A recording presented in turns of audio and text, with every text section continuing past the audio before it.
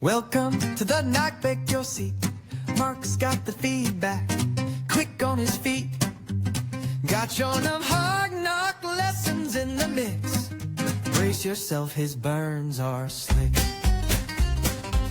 Look, I know change can be scary. 1 minute, you're playing freeze tag out there at recess. Next thing you know, you're getting zits, your voice gets low, and every time your art teacher, Miss Scanlon, leans over your desk, you feel all squiggly inside. She was a striking woman. Not classically beautiful, but striking. All right, hard knockers, welcome back to another Knockback, where we take the theme of the week, hold it up to the light, and then hit it with a hammer to see what's really inside. This week, we're looking at leadership and project management lessons through a, let's call it, unconventional lens. Specifically, Dr. Evil. Yes, that Dr. Evil. The bald-headed, pinky-wagging cartoon villain who thinks pressing a button and shouting, "Fire the laser!" is the height of strategic planning. Now, normally you wouldn't model your project management career after a man who got outsmarted by a spy with the IQ of a golden retriever. But there's a lot you can learn from how not to do it. So I cooked up 5 questions tied to our theme this week. Let's knock them back one by one. First up, what can project managers learn from Dr. Evil's tendency to assume it all went to plan? Well, hope is not a strategy, guys. Dr. Evil launches every harebrained scheme under the assumption that nothing will go wrong. No contingencies, no backup, just press the button and expect world domination by lunch. Project managers who think like this, well, they're the reason the rest of us have 14-hour days cleaning up disaster zones. Plan for problems, expect the curveballs, build contingencies like your job depends on it, because it does.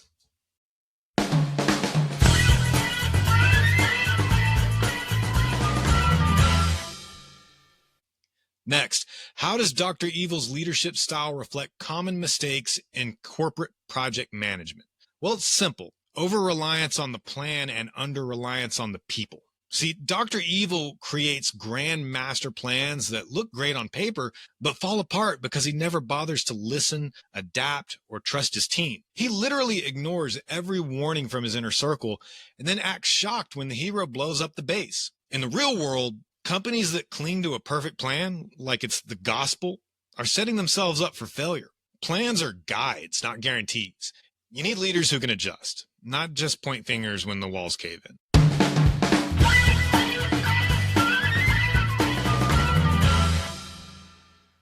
Number 3, why is it important for project managers to have skills like patience and tenacity? Well, because real problems aren't built in one dramatic monologue. See, Dr. Evil throws tantrums the second anything doesn't go exactly his way. He has zero grit, zero patience, just foot stomping and evil laughter. But a good project manager, well, they have the stomach to ride out delays and solve weird problems, push teams forward when the mission feels impossible. Patience isn't a weakness, it's horsepower.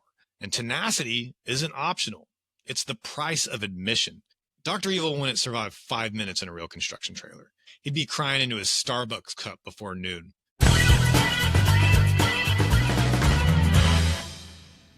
Number 4, what are the risks of treating project resources as interchangeable, and how does this compare to Dr. Evil's henchmen?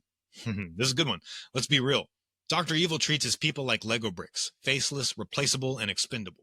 Every time a plan fails, he doesn't learn, mentor, or improve. He just hits a trapdoor button and poof, another henchman gone. In real leadership, your people are your only real resource. You start treating skilled workers like disposable parts, and pretty soon, the only thing you're leading is a mass resignation. Value your team, invest in them, and understand that experience, loyalty, and grit cannot be replaced overnight.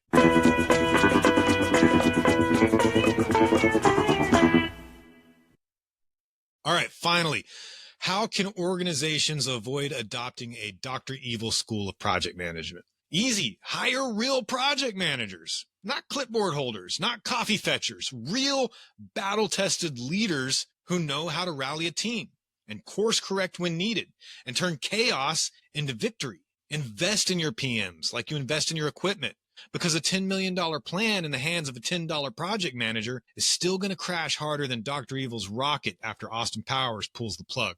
So there you have it. Lessons from the School of Hard Knocks and the School of Dr. Evil. Plan smart, lead with grit, respect your people, and when the inevitable chaos hits, because it will, be the one steering the ship, not the one trapped under the exploding shark tank. Catch you next time, guys. Stay scrappy, stay sharp, and stay dangerous.